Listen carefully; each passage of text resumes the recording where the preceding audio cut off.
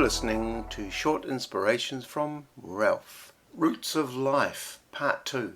You know, we find that two choices appear everywhere throughout history, throughout biblical history, throughout man's journeys. Two choices, two trees, two pathways. And it's up to us to choose, because every choice you make ends in a result. And when we're faced with a fork in the road, shall I go left or right? Shall I choose this or shall I choose that? Then we know that something deep within us, our consciences, if you like, have a bearing on the choices we make. The unseen results in the seen. The roots determine the outcome, the hidden to the revealed, the source to the eventuality. If the roots are holy, so are the branches, and the roots of life lay embedded in the Garden of Eden. So we have the tree of life, and that means or symbolizes life's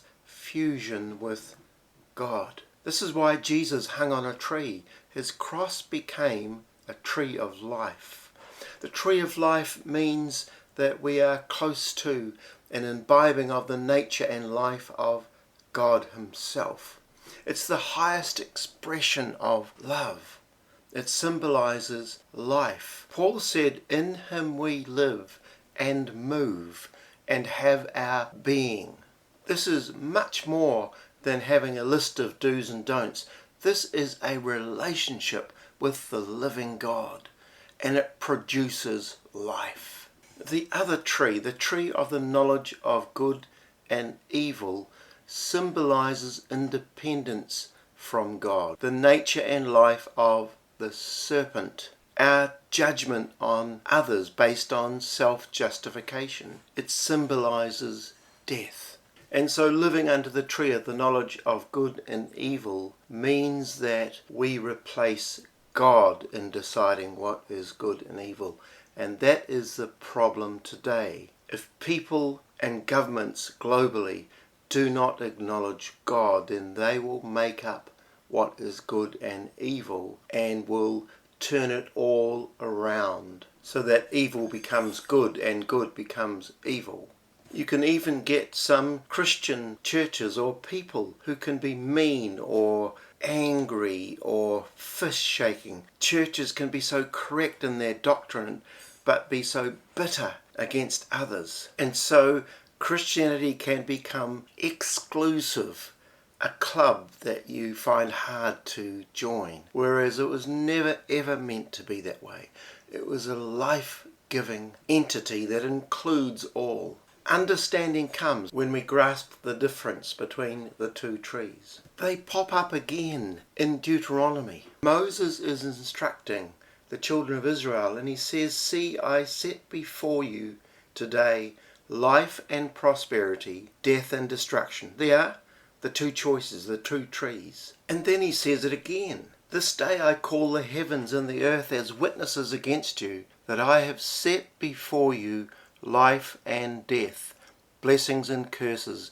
Now choose life, so that you and your children may live." I recently went and saw the Jesus Revolution movie, and again the two trees popped up, the choices popped up, and the plot revolves around a respected Southern Californian pastor, Chuck Smith, that realizes that his church is dying.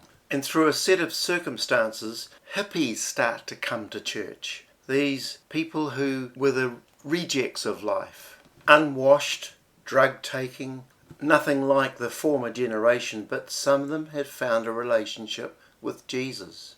The movie, which is a true story, zeroes in on a church service where one side is populated with suited, proper people, traditional Christians who were used to things being done properly and in order.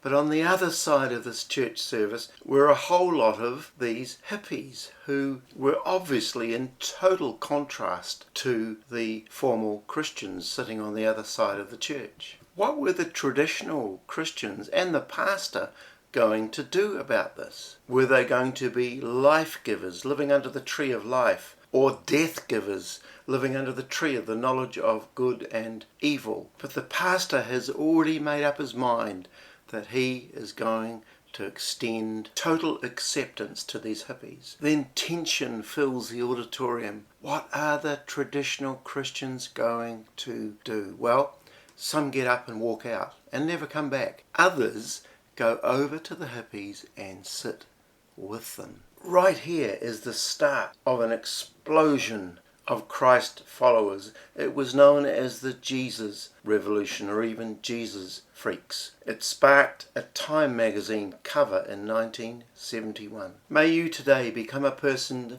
who is fused with God. May you live in Him and have your being in Him. God bless you.